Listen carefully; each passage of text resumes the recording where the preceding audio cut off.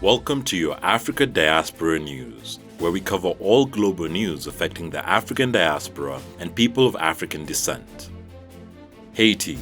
Haiti polls were postponed after the electoral body was dissolved.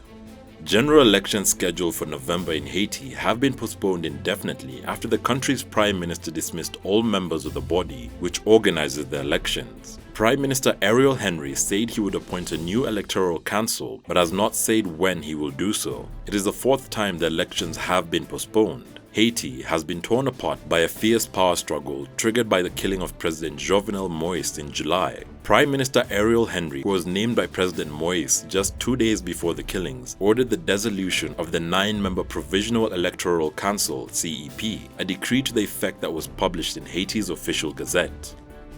Barbados. Barbados to remove Queen Elizabeth as head of state in December.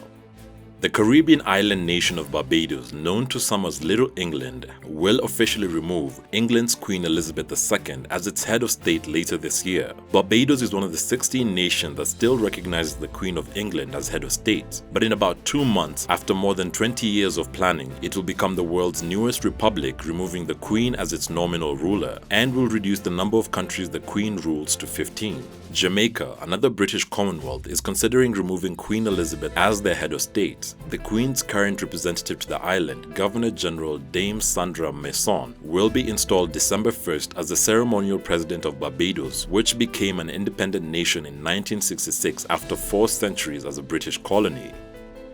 Guyana and Venezuela.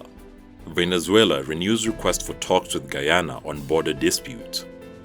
Venezuela reiterated a plea for direct discussions with Guyana on the border dispute between the two countries. A statement came from the government of Nicolas Maduro less than 24 hours after Guyana's president, Dr. Irfan Ali, stated that the dispute remains a threat to its country's territorial integrity and sovereignty. The Venezuelans urged the Guyanese to abandon the move towards the International Court of Justice and accused the oil companies exploring the offshore Georgetown of derailing the ties between the two countries. Venezuela warned that the will of the Venezuelan people is firm and it will not abdicate its territorial claim.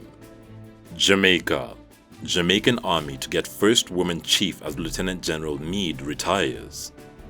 The Jamaican Army will get its first woman Chief of Defense, Commodore Antoinette Weems Gorman, as the current head, as the Lieutenant General Rocky Meade retires. Weems Gorman will be promoted to the rank of Rear Admiral in January 2022. General Meade served the Jamaican Defense Force for 38 years and was appointed Chief of Defense Staff in December 2016. Gorman, 48, was among 3 senior Jamaican Defense Force officers who were interviewed for the position. Weems Gorman is a career officer whose 29 years of service has been characterized by notable achievements and exceptional service to the Jamaican Defense Forces. Suriname. Descendants of African slaves can finally change their surnames.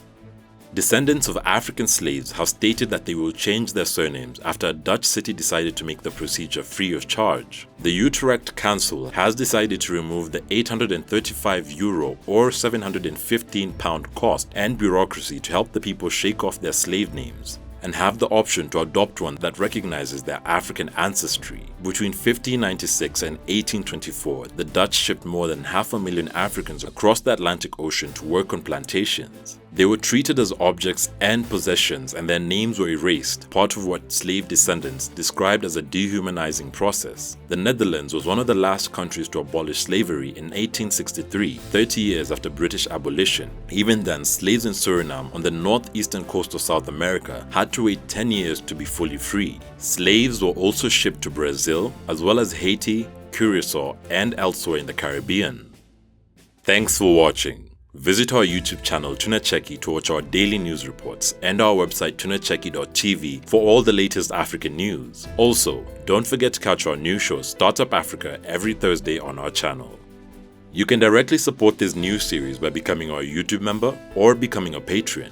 And remember, Africa is watching.